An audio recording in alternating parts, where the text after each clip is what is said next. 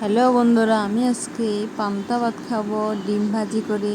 তাই কাঁচা লঙ্কা, পেঁয়াজ আর একটু লবণ, একটু হলুদ দিয়ে আমি এগুলিকে মেখে নিচ্ছি, হাত দিয়ে মেখে নিচ্ছি। মাখা হয়ে গেছে।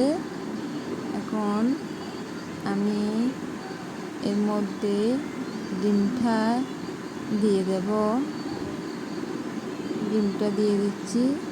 ডিমটা এখন আমি মেখে ফেলবো এখানে।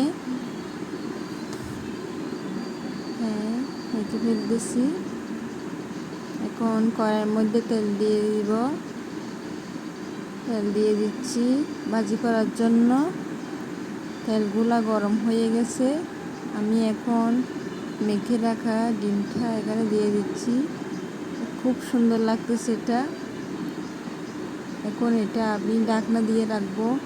দেখবো এটা অনেকটা বড় হয়ে গেছে।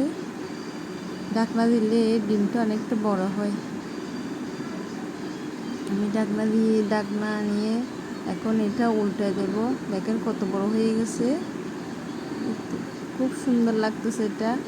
এটা পান্তা ভাত দিয়ে খেতে দারুণ লাগবে। আমার ডিমটা এখন হয়ে গেছে। আমি ডিমটা এখন ভাত দিয়ে খেয়ে ফেলবো। আমি পান্তা ভাত নিছি থালার মধ্যে। দেখেন পান্তা ভাত নিয়েছি, ডিমটাও নিয়ে নিছি। এখন আমি মাখতেছি এটা খাওয়ার জন্য। লবণ দিছি পান্তা ভাতের মধ্যে।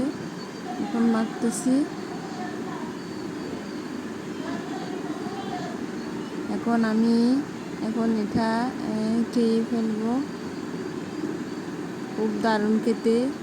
দেখেন আমার এই ছোট্ট কুটিরে আমি কীভাবে গরমের মধ্যে বসে রান্না করি, আর এখানে বসে বসে ভাতও খাই।